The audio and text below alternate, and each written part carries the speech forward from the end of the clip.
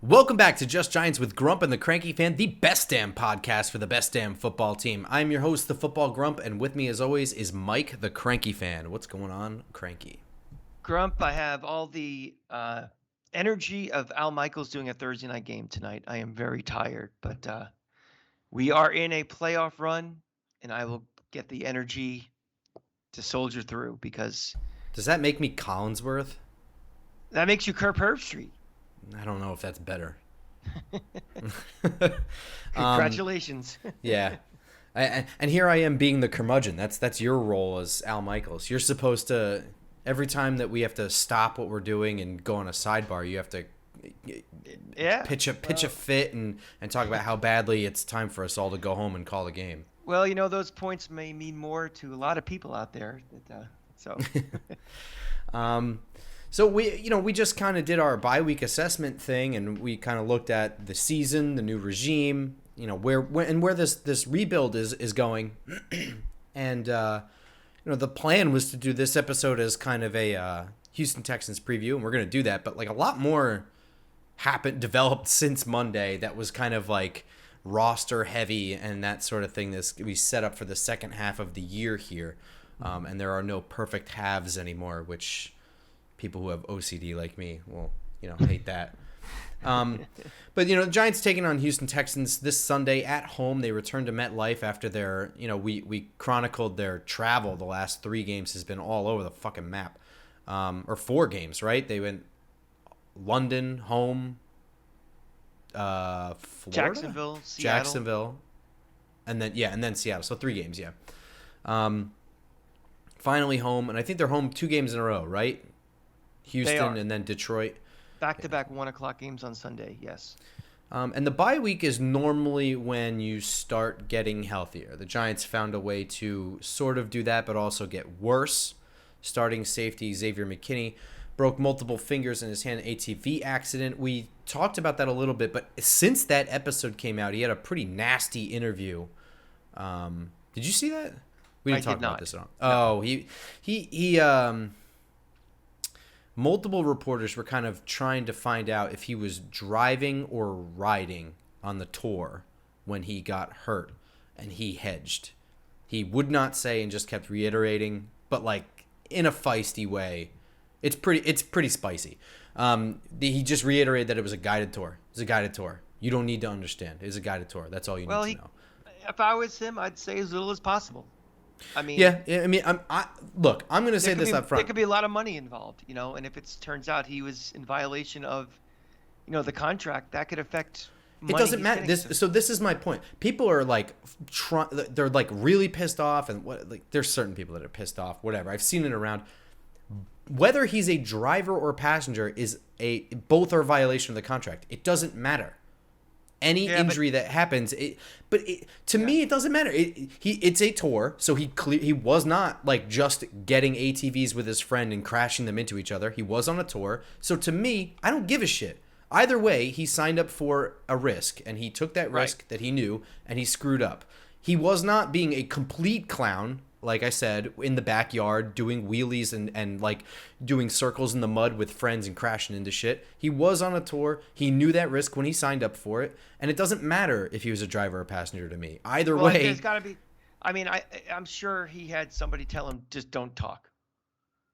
And probably. I'm just saying, for the people who are trying so hard to figure it out, who fucking cares? Either way, it doesn't matter. It doesn't matter. Well, you know as I know, especially in a media market like New York, where these things become much bigger stories than they need to be. Bigger than life itself. They do. And it's, it happens with every team up here for every sport. And not even just sport. I mean, a scandal to a local politician up here is a much bigger deal than a scandal for a politician in Kansas City or something. There's always, and then once it gets that kind of critical mass, and it just becomes a bigger and bigger thing. So that's what these guys do. I mean, they're looking for an angle and they're looking to get a story. And the media thinks they are the story too often. And they like to get people in that confrontational mode. They love to get that soundbite. They like to be the one attributed to that soundbite. So, if you get off on that type of,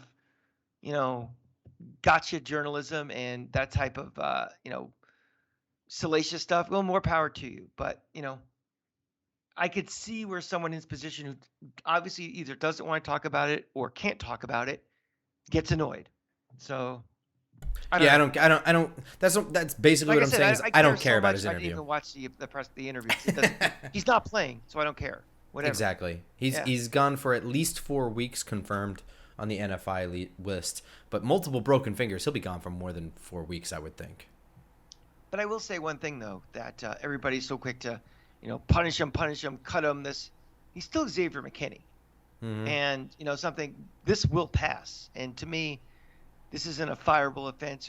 We're trying to do a rebuild for this team, and he's one of the best players on this team. And it's not that we're saying we're giving him a, you know, papal blessing or anything, but It's let's also not get like it's his crazy kind of about what his the first punishment should fuck be. up either. Like, you know what I mean? Like, people make mistakes and they learn from them, hopefully. So Right. it's not like he has a track record of making mistakes and not learning from them. So Right. he made a mistake. It is what it is. We live in this reality now, and Right. if he continues to fuck up, we will have that conversation again. You know what I'm. Mhm. I don't know. Whatever. It just is what it is. People take football way too seriously. Anyway, the main That's why takeaway we're here doing now. this show. Yeah, exactly right. The main takeaway here is that we have a change in signal callers, as we would need on defenses. He is the main signal caller for the defense. That is now passed to Julian Love. We talked a bit about Logan Ryan in the last episode and how quick they were to just sever ties with him before even seeing him play or practice or do anything. Do you think they basically already have the Logan Ryan guy in Julian Love, the way he's stepped up the last couple weeks? Well, that was one of the guys they were talking about in the bye week of we start contract negotiations with him now for extensions and things. And I'm wondering for this is an opportunity for him to give him more bargaining, chips if they are going to go in for an extension because now he's becoming the signal caller. He has more responsibility. You know, uh, yeah, I think they think he's a solid foundation for the future of this franchise. Yeah, he's not ever going to be what McKinney is in this defense. I would be really surprised. I know he's taking the play calling duties on defense, whatever. He's getting everyone lined up, but I'd be really, really shocked if he played deep safety. He doesn't Yeah. have the speed. He doesn't have Hmm. it. It's the whole reason why he converted to safety from corner. He didn't have the speed. And that's fine. Yeah, I It's mean, fine. He yeah. he is more of that utility interior DB, the way that Logan Ryan was. You know what I mean? Like, he'll pick up the tight end in the slot. He'll take the slot guy. He'll run down and play good run defense. He'll seal edges, come in on blitzes real well. But to ask him to cover the entire field left and right is something he just is not capable of doing at the NFL level. So, but he does have a serious place. I mean, it's kind of, Jabril Peppers was kind of that guy a little bit too, and he filled in for Peppers when Peppers got hurt last year and did a pretty solid job. Mhm. And yeah, I would have liked to see Julian Love get extended. That I guess the window for that to happen mid-season closed this week or something. I don't know. Or is this something there's like a team imposed, we're if we're going to do anything, it's during a non-football week, and then Yeah, I don't we're know. I don't remember. I don't know. But Julian Love showing his value even more, I would say. His ability to plug and play for different players who are out and have a crucial role when we need as many DBs as possible has already been shown. His ability to line up the defense, get everyone set, read the offense, etc. That'll be put to the test on Sunday. So I don't know. How do you feel about it? You feel okay? With him, Yeah, with him doing in that situation. well, I mean, honestly, who's left? I mean. I mean, really, I- it comes down to that. It's like, what are the options? And we got a bunch of young guys and guys that So I you mean, the feel bad about linebackers. it? I don't no. I mean, it's kind of him or else. So Yeah, you're not wrong. I I feel okay about Julian Love and his intellect and his ability to lead. I think I'm okay with that. It'll be put to the test. And you know what? I like it for this. This is a good matchup for him to get his feet wet with that. Houston sucks. It's just is what it is this year as they deal with having to move on from the wildfire that Bill O'Brien spread all over that organization for a couple of years, and left for Deshaun Watson to mop up the rest. Oof, I did not mean it like that. That's disgusting. Other interesting note relating back to our last episode, Blake Martinez is another one that we mentioned as one that we cut so close to the start of the season, leaving a big void at linebacker. Definitely confused a lot of people. Has retired this week, today, Thursday. Played Sunday too, so it's not like he's been sitting around waiting for his number to be called and just hung it up. He played, made tackles, did stuff, started, and is now done. I guess just a passion issue. I mean, my first thought when I saw that this evening was general managers, coaches, football people, insiders know a lot more than we do, especially when a guy is, in camp and they see him every day. They know what's going on. So, what seems shocking to the outside of them just cutting them, there probably is a reason behind it. And this might be that manifestation of that. Maybe he just, to your point, wasn't showing that fire and passion anymore. And, he just said, I'm done. I mean, that's conjecture on my part, but it makes all of a sudden just a random, we're cutting him for no reason, doesn't seem as mysterious. And, why is this coaching staff doing that? Because there must have been a reason. And I would not be shocked if that ties into this. What's interesting to me about saying a lack of passion is that he's trying to work his way, or had worked his way back from a 1-year ACL injury.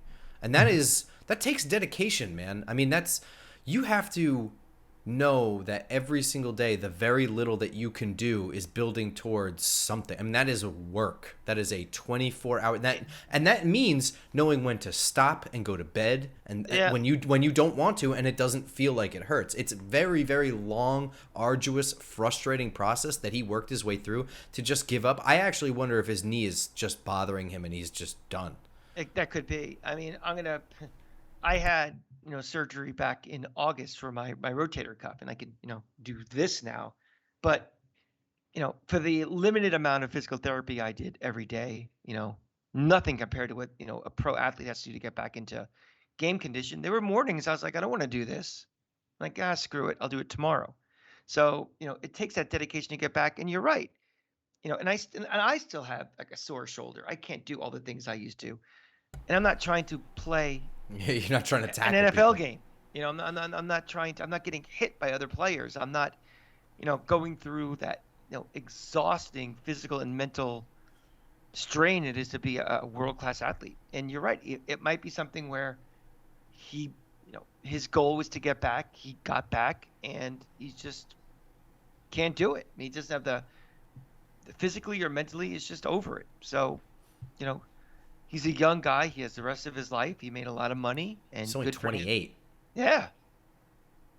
I mean, that'd be nice if I do wonder if he'll come back. 22 years ago, I was done and be able to retire, but These days, guys coming out of retirement, I do wonder if he'll come back in 2 years. If it is just a knee thing, and because he is young, and this could be an impulsive decision on his part. I could see somebody calling him in training camp 2 years. I don't know. Then you're 30. I don't know. You're gone. It's kind of like, not the same circumstance, obviously, but well, how come no one's called Colin Kaepernick? It's like, well, he hasn't played for 3 years. He hasn't played for 4 years. It's Kaepernick. It's been 8 years? Right, How long has it been? You're not hearing those calls anymore, but there was a time 3 years down the line. It's like, how come no one's calling him? It's like, well, he hasn't played in 3 years in the league. You get older, and if you're not in game ready shape, you're not going to be the same as you were. So I think I would not be shocked, to your point, that somebody calls him in training camp and he tries to latch on somewhere again. But I think that window is very small. If he was 25, one thing. Yeah, you're probably pushing right. 30, doubt it. All right, so what do you want to do? Do you like good news right now, or are we still bad news Al Michaels right now? Let's go bad news and get it out of the way. All right, bad news Al Michaels. Defensive tackle Nick Williams was moved to IR for his biceps injury. Brian Daboll confirmed that he is done for the year. To replace him, they signed defensive tackle Aaron Crawford, but then immediately released him and signed safety instead. So that hole at defensive tackle is actually a big one. Nick Williams was playing really well. He was allowing guys like Leonard Williams to come back from their injury, giving them a spell, and they were playing well in there. So that really does suck. It sucks because it tells you it's not just easy. It's not next man up, and it's not I'll just get somebody else to come and replace him. It's a very tough position. I mean, that's why these guys make so much money in free agency, and that's why so many teams are in desperate need of defensive tackles. So, yeah. There's already a team that has, and I've already kind of rallied against this like baseline statistics that like the Giants are bad at stopping the run because they have a couple games where I think they deprioritize stopping the run in favor of something else, and that skews their stats. But they're not great at stopping the run. I mean, that just is a fact. So this is not going to help. Now. It's you kind of are what you are, and I get your point, but we're getting a lot of games now that we trend. I think they're bad at stopping the run. I just don't think they're as bad as their numbers show. But this is going to make them as bad as their numbers show, I would think. Yeah. Lack of depth. These guys have to play more snaps, and we're getting into the second half and fourth quarter of the season. Yeah, it's going to grind on them.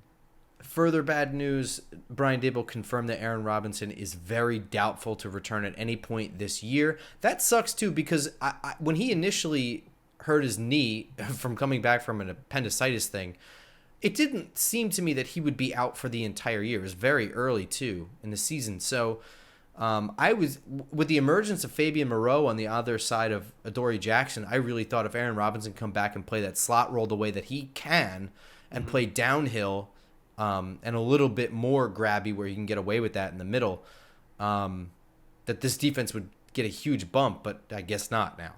Do you feel like the injury bug this year is as bad as usual, or do you feel it's not quite as bad? I mean, the fact is this roster doesn't have the depth to absorb lots of injuries, makes it seem probably worse, but it doesn't seem like it's as severely chronic as it was last year or the year before. Of course, I have no numbers in front of me to back that up either way. Yeah. It doesn't seem as bad. No, I mean, it's literally every draft pick from this year got hurt at some point. Yeah. Except one. Well, and in last year's, everybody was out too. Last year was also like, it was like everybody but at one position. It was like every offensive lineman got hurt. Yeah. Every single one. So, and I mean that truthfully, right? Like But I mean, Nick Gates got hurt at center. Wait, hang on. Nick Gates got hurt at center. At one point, well, Shane Lemieux got hurt at left guard, but so did Ben Bredesen at one point, and so did Matt Skura. Andrew Thomas got hurt at left tackle. Matt Peart ended up tearing his ACL at right tackle. I mean, literally everyone on the offensive line was hurt last year. It really piled. And then you add in DJ. Did Barkley get hurt last year?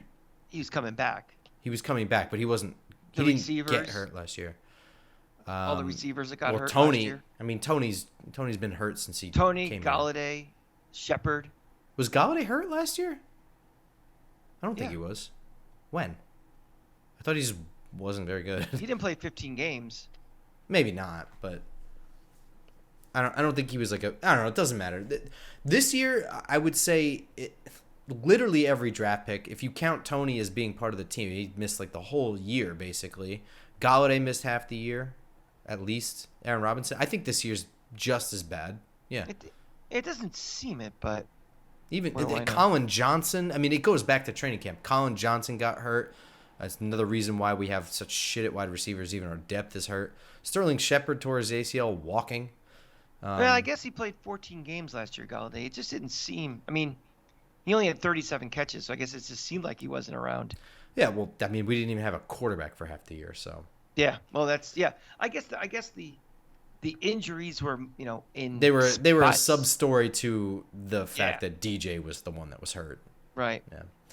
All right. So is it good news time? Please. I mean, all the right. game starts in a couple hours. Kenny Galladay is aiming to return Sunday. That is just in time for the second half of the season. It's right when we traded away Kadarius Toney, so there's another void at wide receiver that hopefully gets filled. Hoping to see something from him. Let's set the record straight. That is good news. That's huge I know news. People hate him and they think he's a bust and blah blah blah, but it is good news that another wide receiver who on paper should be our best wide receiver, is back. Now, it's up to this coaching staff to find a way to use him, and it's up to Kenny Golladay to stay on the field. It's a two-way street for this thing. I don't want to hear any more, well, we're slowly working him back in. We have to make some plays for him. It's a coach's job to find a way. This wide receiver group is not very good. This passing game needs something, a spark. And here's a guy that's cleared to play. He's relatively healthy. They got to find some way to get him involved in the offense. And I think they will. And my reason for saying this is because it seemed to me that they just kind of shelved Darius Slayton because they didn't like him. He's not their guy. And then when push came to shove and they needed to put somebody out there, they put him out there, and it worked. And so he stayed out there. And I think this is now a push comes to shove scenario at wide receiver, especially when you consider that Daniel Bellinger is out at tight end. That's just one more guy that's a possession receiver that's not on the roster for Daniel Jones to throw to. They will find a way to get Kenny Golladay on the field and part of the progression as well. Mm-hmm. I that's my prediction. I could be completely wrong. I've been wrong many times with this coaching staff and their decisions thus far, but that's kind of the way I feel. It's feel because you think about it, like Sterling Shepard wasn't their guy either, but they were in on him immediately. I mean, if it's your guy or not your guy, I mean, we got to grow up a little bit. I mean, this is what you have, and it's but I don't think they did. I don't think they grew up. I think they just were like, all right, well, we tried everything. Yeah, I'm talking about with Golladay. I mean, it's not like we have 11 receivers available, and it's just like, well, we're just not using him because we have others, and maybe he's not our guy. It's like that room is pretty bare, and we need him. So they got to find a way to use him. I really hope they do, because it's one thing to have a $72 million albatross, but like it is a utility, and you're choosing not to use it. Yeah, exactly. And that's stupid. I know the mantra is, in Shane we trust, in this coaching staff we trust. But but it's not. You're not benching him for like Wan'Dale Robinson, where you're like, well, we drafted this guy, and he's going to be part of our vision. Yeah, he's just benching him to bench him. Blindly trusting. If something doesn't make any sense, and it's like, no, I mean, you got this guy, you need to use him, because right now the alternative is we have a bunch of guys who aren't very good receivers out there. David Sills sucks. I am so sick of seeing him on the field. Even when he does something right, he manages to do something about it that pisses me off. He'll run backwards or something. Yeah, these are not NFL receivers. This guy is an NFL receiver. Now, say what you want about him being injured. Say what you want if there's an attitude problem. Or his contract. You can say whatever you want about all that. But that is what it is. Right. But something, we get to this week, this Sunday against Houston. He's available. He's ready to play. He's healthy. Use him. More good news. 3 players were designated to return. That gives them a 21-day window. This all happened on Tuesday. Shane Lemieux, starting left guard, penciled in starting left guard. Matt Parrott, can't help to have a backup tackle on the roster. And Rodarius Williams, press man corner that fits this scheme pretty well. We need depth there pretty badly. Although Nick McLeod has looked pretty good in the few times that he's needed to step up and actually play. They've gotten the most out of what they have at the DB position. It's pretty astounding, isn't it? Yeah, I feel all 3 of those guys. Now, we just talked about Golladay saying, well, they're working him in. We're trying to figure it out. That's where the case I feel for these 3 guys. They're coming back from injury. We don't need them to start right away. Let's ease them in. They help with depth right now. More reps, more conditioning. Then we could see about Shane Lemieux taking over as a starter. Then we could see about what Matt Peart's real role will be. But now just having more bodies, NFL bodies, will definitely help this team. I want to talk about Matt Parrott a little bit, because I'm torn on what's going to happen with him here. Because on one hand, you have a guy who is a physical specimen. He has the makeup to be a left tackle, and that includes his athleticism. Mm-hmm. On the other hand, you have a certifiable pussy. I mean, Rob Sale all but said it last year in an interview. He all but said the word. Seriously. He was adamant about it. He's like, I can't teach people to hit people. You know what I mean? Like, he was getting frustrated. And Bobby Johnson comes in here as the O-line coach, and he's all about this dirtbag mentality and rough around the edges, kind of like scrappy, get it done guys, and nothing about Matt Peart says that to me. But on the flip side, Bobby Johnson has also clearly gotten a whole lot out of this offensive line. There hasn't been a huge shakeup in like the roster here. I guess it's but John Feliciano, is he really like a major upgrade at center? Matt Lewinsky is steady at right guard, but he's pretty bad pass protector. But Josh Azudu is super raw, and he doesn't look so bad. They got something out of Ben Bredesen, who looked god awful last year. Well, if we're going to say Kenny Golladay is not their guy, and they're probably moving on from him at some point, why is Matt Peart get a pass? He's not their guy either. And if he's a pussy, as thought by the previous coaching because staff, he's not really like a starter. That's why. Right, but it's also a roster spot that can very easily be replaced next year with a draft pick.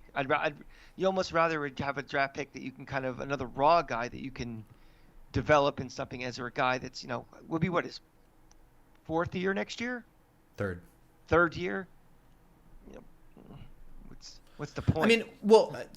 I would say for starters, just so they could at least get a look at him. He's had a torn ACL since they got here, so yeah. But again, but he was a raw guy.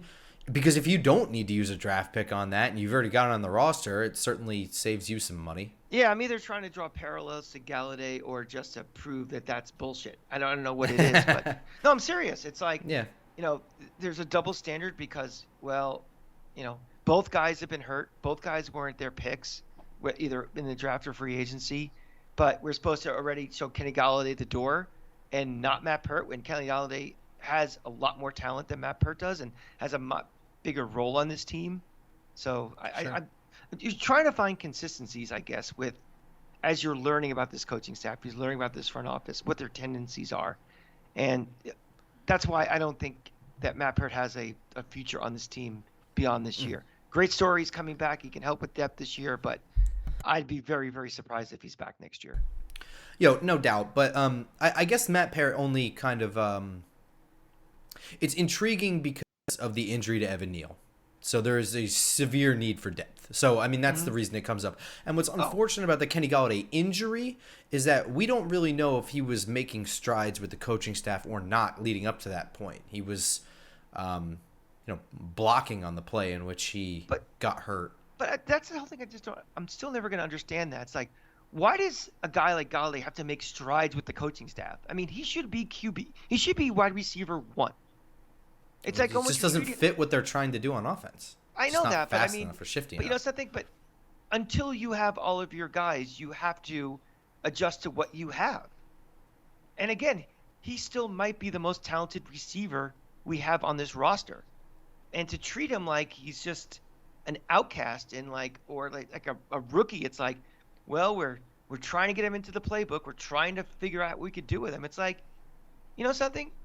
You may have an offense that you want to run, and in time you will, but right now, I'm just not going to understand that and accept it, really. But that's a little different than Matt Peart. Matt Peart is, again, he's a backup on this team. Probably always will be a backup in the NFL. And, I don't even know if he's going to be that. If he can't hit people, then he's not going to be anything. Yeah, he'll be sitting in 124 with us pretty soon. Yeah, he'll be on the New Jersey Generals. Right. Yeah. We got our first look at Daniel Bellinger post-surgery. People were like, "Oh, he doesn't look that bad." I don't know what they're talking about, dude. He's like a metal plate like under his eye or something like that. He looks like a pirate. He was if like you're comparing him to the Elephant Man, he looks great, but yeah, or Carrot Top. Yeah, I hope the best for him. He said that he was going. There's supposedly a chance that he'll return at some point this season. He's affixing a visor to his helmet. I don't blame him. I appreciate the effort, but something. Why don't you just get yourself well, and we'll see you next year. Yeah. I'll say it this way: if the timetable puts him at around like week 15 to come back, and we go to the playoffs, I won't object to him playing in the playoff game Oh, if he's ready several to, weeks later. if he's ready to, that'd be great. But an Right now he's injury got like double that, vision, so I'm not real worried about yeah, it. yeah, that's what I'm saying. I'd rather him be 100% and ready to go than, rushing. But if he's ready, fantastic. As far as injuries for this week go, Richie James is recovering from the concussion he suffered when he was really busy dropping the ball. He is a full participant in practice, so he looks like he'll be a go. Probably more so on offense than special teams. We got some people were back a little bit. Cordell Flott has moved his way to limited. We can use all the DB help we can get. We can use all the help we can get anywhere, but sure. DBs especially. O'Shane Ximines looked like he was limited as well. It's a pretty safe bet that Evan Neal is not going to play again. He's probably going to be a couple more weeks. I would say after Detroit is when we can really start expecting Evan Neal. And, coaching staffs are not fans. They're not saying, well, it's just Houston. We can rest another week because it's just Houston. Coaches don't think like that. Every NFL team is a challenge and difficult. And they're not resting guys just because of the opponent. If they're ready to play, they'll play. If they're not ready to play, they're not.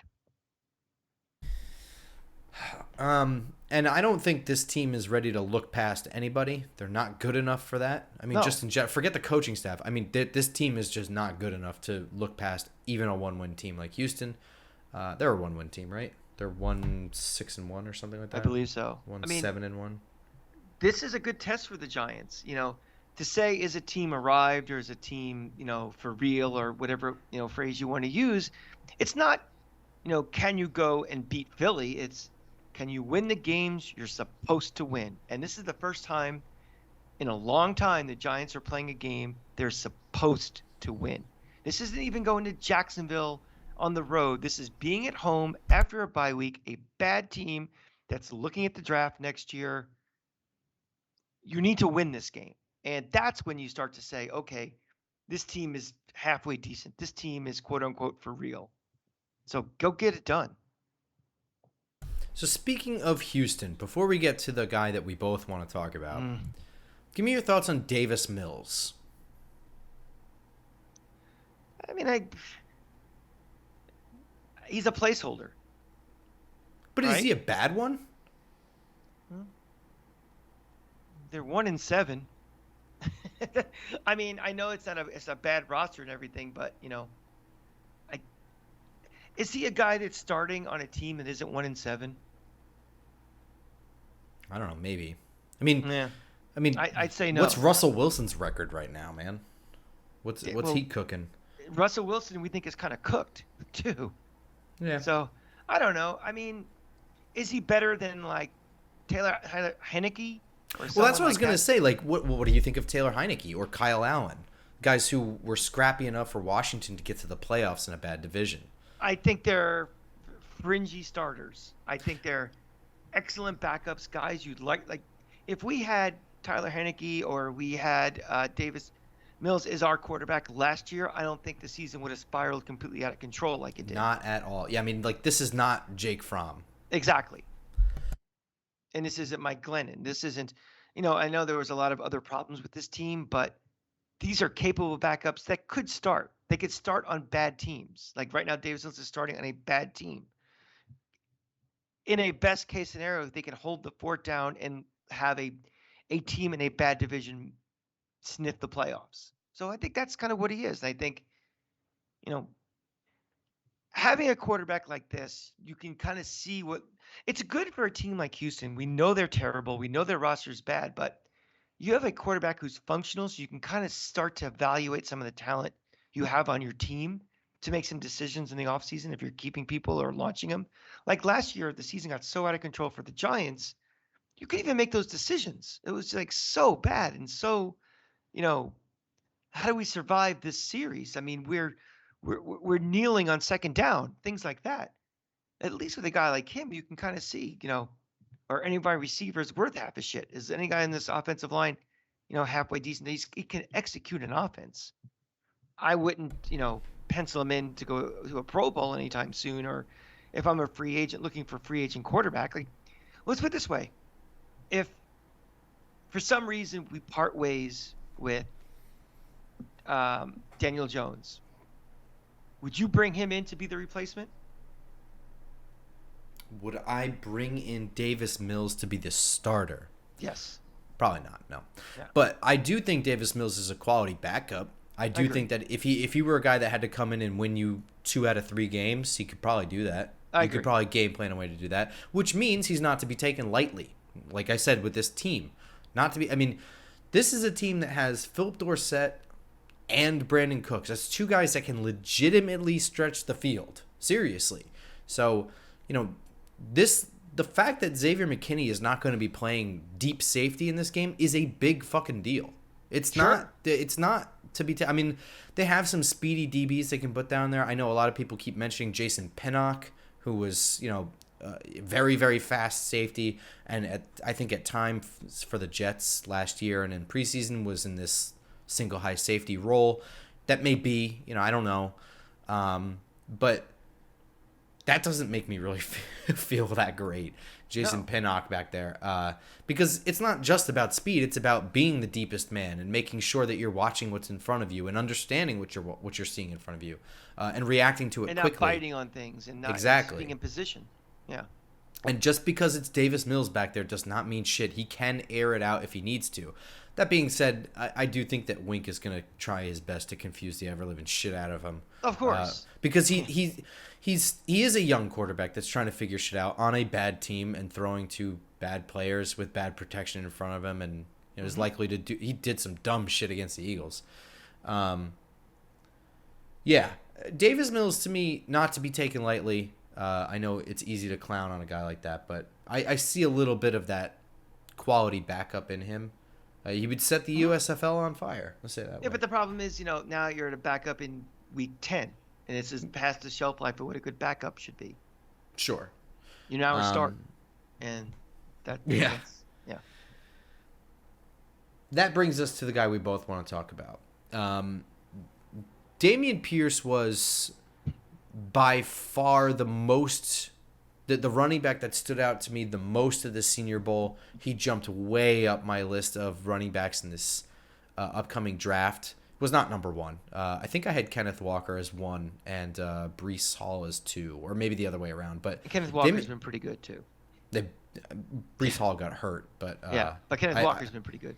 he's been damn good. Yeah. But Dameon Pierce, I mean, is a complete 3-down running back with legit pass blocking skills, pass catching skills, running skills, and he's got tread on the tires. He was a really, really good draft pick. If you want to... He was a luxury pick for us, but I was just like, I just so wish that this dude becomes a giant. It's not going to happen, and it didn't happen. I mean, I think is he the front runner for Offensive Rookie of the Year?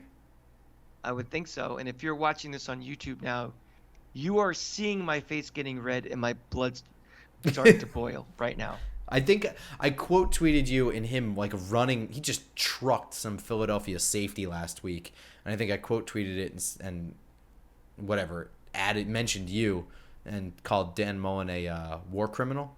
Yeah. Dan, why am I pissed, you may be asking? Why is my face red right now? Why do I want to curse as much as Grump does? It's because last year at Florida, he had 100 carries in 13 games. He had 13 touchdowns in those 100 carries. He was part of this idiotic rotation. And again, the Gators had a pretty good running back room. They had Malik Davis, they had Lorenzo Lingard, DeMarcus Bowman, and these are 5-star guys that may or may not panned out. But Dameon Pierce was clearly the best running back of the bunch. And for some reason, Dan Mullen in his, seniority focus decided he shouldn't be running the ball as your every down back. Didn't have Anthony Richardson as his quarterback. And that's why Dan Mullen now is on ESPN 5 doing the 11 a.m. game on ESPN.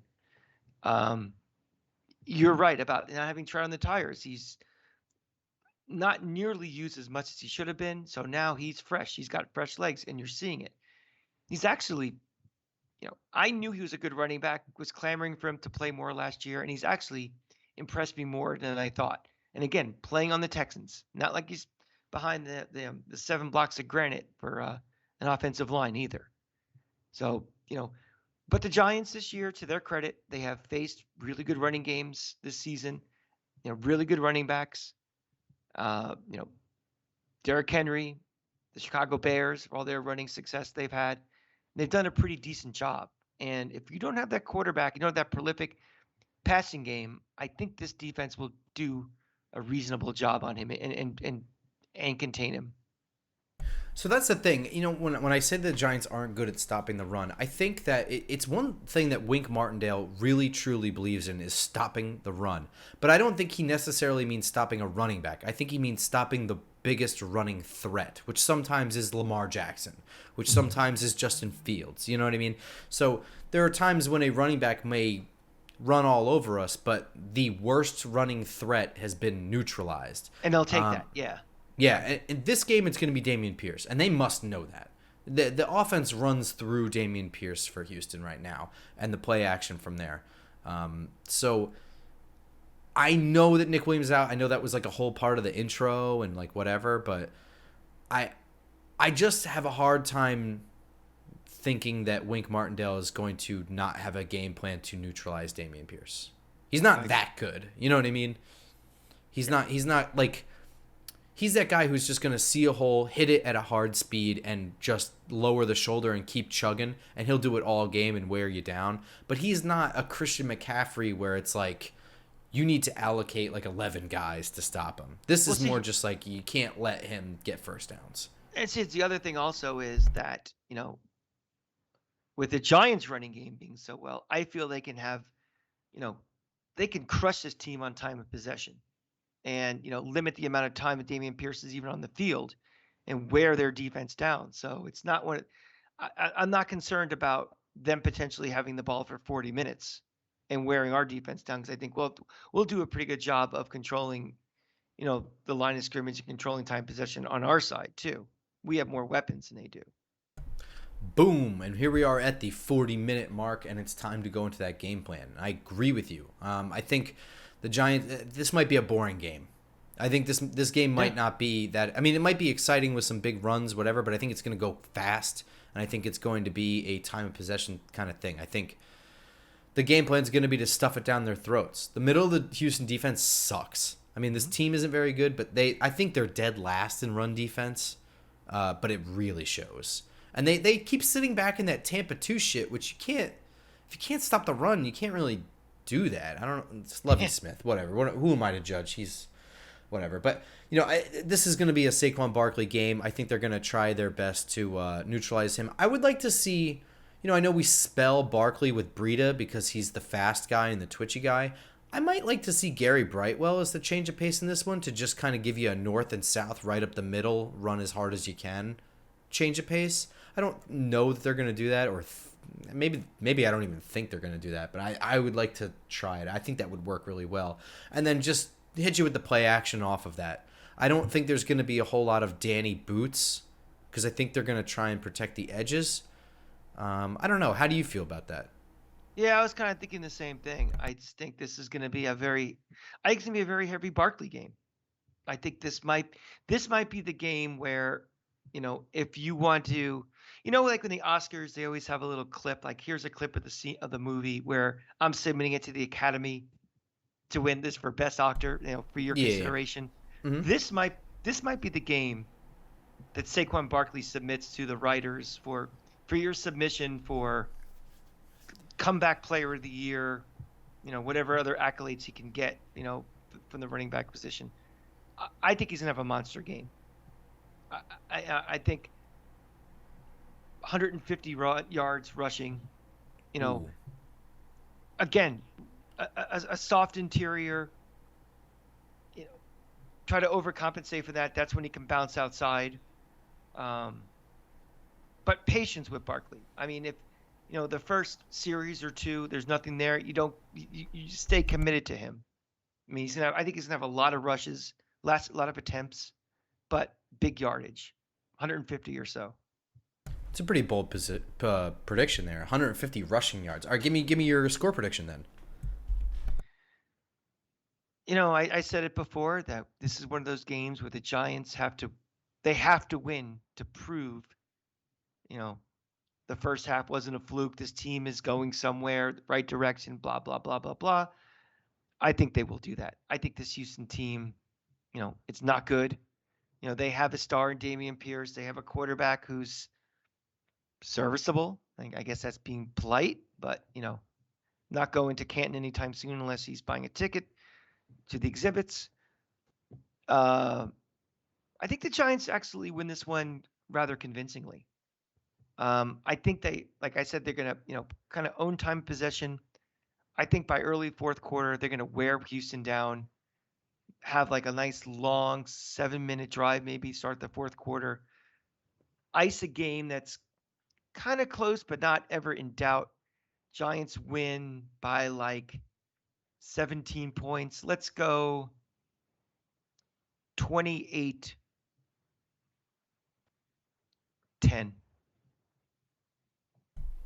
Yeah, I kind of feel a little bit the same way. I think this is one that will be close early on, and then they'll kind of pull away. I think by like the second quarter, you're going to see the Giants right before halftime maybe pull away by like maybe by 10 points. They'll have the lead at halftime, and then first of all, the second half for the Giants has always been very, very good for them. So if they have Yes. a 10-point lead by halftime, I think this game ends up something like 26-13. I think that Houston might get a touchdown here at some point. I don't know if it's early or if it's late, but it's going to be mostly field goals for them. Yeah, I don't feel like it's going to be close, but I don't feel like it's because it's like an evenly played game. I think it's something where the Giants kind of playing a little rope-a-dope or something. They're going to stay committed to running the ball, stay Yeah. committed to pounding it. So that doesn't necessarily mean that they're playing as, pound for pound, toe to toe, but like we're not trying to do things outside of what our game plan is. And the game plan is to get to the fourth quarter and wear them out type of thing. On a flip note, Mike Kafka did say that they had identified some stuff when reviewing their film work that can get them off to a faster start. I wonder if they saved that shit for a different game or if they just go right into it. Well, like I said before, I don't think you look ahead past any team. I think No, I'm not saying to look ahead so much as it is to I guess not put it on film yet. Does that make sense? It's not about winning this game. It's about saving what they saw for a game they expect to be a little bit closer because it hasn't been on film yet. to me, if there's a problem, that this team has had a problem in the first quarter, first couple of drives, that needs to be corrected because if you're giving away drives and quarters, you're shortening a game. And when you shorten a game, you're letting the less talented team give them a better chance to win. And I don't think they want to play that game anymore. I think they want to get off to faster starts. If you're playing a team like Houston, knock them out early and don't worry about that potential they could lose that game. The fluke play means more than it would if the game is, you're up by 10, 13, 17 early on. So I think if they've identified things, I think they implement it now. Season starts now. Yeah. All right, so let's bring it around the NFC East. They only got two games to talk about here. Dallas at Green Bay. I'm going to go Green Bay for this game. Are you going Green Bay because this league is so wonky and we can't predict anything anymore, or something bigger? I wouldn't say bigger, but I think Dallas hasn't really been fantastic. Like I expected when Dak came back for them to be like hitting the ground running, and they kind of faltered, and then they you said, I think they knocked that rust off, and then I don't know. Did they really? I think they've had some slow starts, but I think they've scored a bunch of points, and I think they're fine. I don't think that they're not fine, but I also think that Green Bay's struggles and shit, I don't want to say they're overblown because that's not correct. But I don't know. I just wonder how long it's going to go on for. I mean, does Green Bay really just spiral totally out of control? My guess is yes. I think that someone like Aaron Rodgers, who, complained about this team when times are good, now that times are bad, I could see him very easily checked out for this team and, demanding a trade or something in the offseason or something to, make himself relevant in the news cycle. So you going Dallas? I'm going Dallas. I think this is Dallas's defense. I don't think is the defense where Green Bay gets right all of a sudden. I think That's a good Dallas. point. I think Dallas rolls. Um, Washington at Philly. Washington is picking up the pace a little bit here. Philly struggling a little bit. I know they haven't lost, so to say that they're struggling in any capacity is a little silly, but they didn't really dominate Houston last week. I know it is a Thursday night game and things are weird, but they did not dominate Houston last week. That is just that game was a lot closer than the score even indicated. That really just fell apart in the last couple of minutes for Houston. That being said, this is still Philly for me. Oh yeah, totally. Again, Washington's been playing better. I still think they stink, and if Philly is not at 100% of if they what they showed early in their season 100% right now they're at 90%, and that's way better than beating a team that's 30% in Washington. And this college weekend, Saturday, is supposed to be a rainy piece of shit, this whole East Coast. I don't know about the rest of the place, but I'm going to be watching a game that is based in Texas. TCU and Texas is going to be my matchup for the week. And it's partly because TCU wide receiver Quentin Johnson is everybody's eyes, but he may not play a whole bunch. He's been dealing with an injury. So I'm going to kind of watch him. I'm going to obviously watch. Texas has a huge rotation of running backs, not the least of which is Bijan Robinson. But TCU has his cornerback, Travius Hodges-Tomlinson, who's like freakishly athletic. His biggest knock is that he's only 5'9". So that's something that I guess I would have to see his freakish athleticism with my own eyes. So that is my game of the weekend. You watching Florida or you got something else? I have a doubleheader weekend. I am flying down tomorrow, well, today, if you're listening to this, to Gainesville for the Florida-South Carolina game. 6 a.m. flight Sunday morning from Gainesville to Newark. Mr. Grump will be graciously picking me up at Newark Airport, and we're heading over to the Meadowlands for the doubleheader. So my eyes will be on Florida, South Carolina, two teams that are not very good. Spencer Rattler was, a year and a half ago was a Heisman contender. He's a school removed from Oklahoma and is not very good.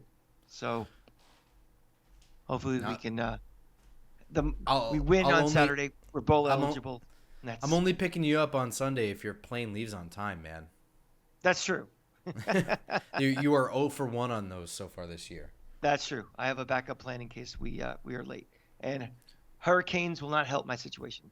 Yeah, that's true. Shit. Well, by Sunday you should be all right, right? I would think so. All right. Well, by Sunday you should be all right. By Sunday the Giants should be all right. And by Monday morning we will be on a Victory Monday. And by Tuesday morning you will have our newest episode reviewing that game in which the Giants move on to 7-2 as we both predicted. And that, of course, is on iTunes, SoundCloud, Google Play, and YouTube. And you can follow us on Twitter in the interim if you can't wait until Tuesday morning. I'm at @football_grump, and he is at the Cranky Fan. Until then, go Giants. Go Giants.